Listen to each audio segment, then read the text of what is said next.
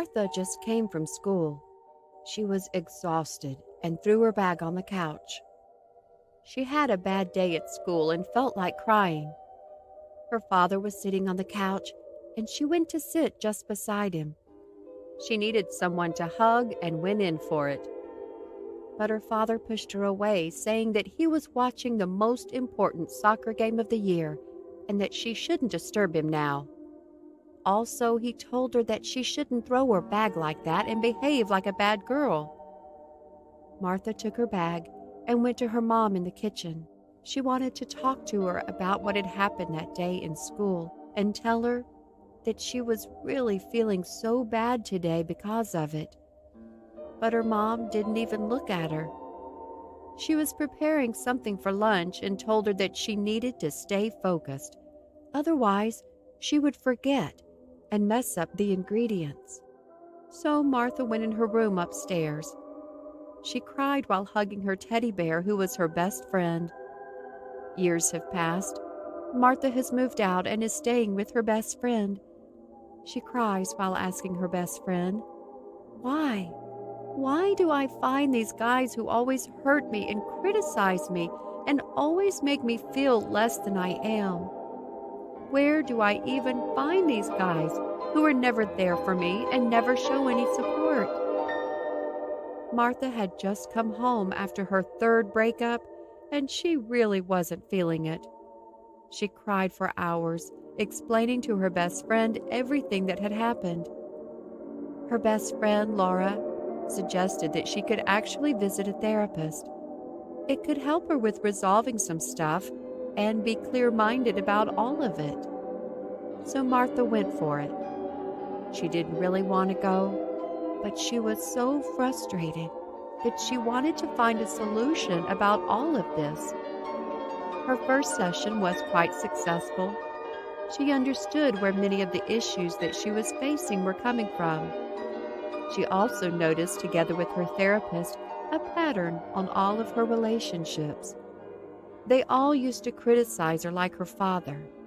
They didn't show any love or support or even attention, just like both her parents. These and so many other things made her mind clear, and she didn't feel as bad. In the next session, she understood that she was also criticizing herself and not giving the attention needed to herself, too. She was always caring about others and putting others in a pedestal. In the third session, her therapist gave her some practices that she could do. One of them was to write the characteristics that she actually wanted a guy to have. The other one was to focus on herself and validate herself. She continued the sessions and the practices.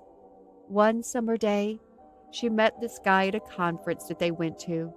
He really seemed to be a nice guy, and after knowing each other for a bit, they went on a date together. She found out that he was actually caring, emotionally supportive, and highly empathetic. But to her surprise, she didn't feel good with it. It felt like too good to be true to her. And so she said this to her therapist. Her therapist told her that it was the normal thing to happen.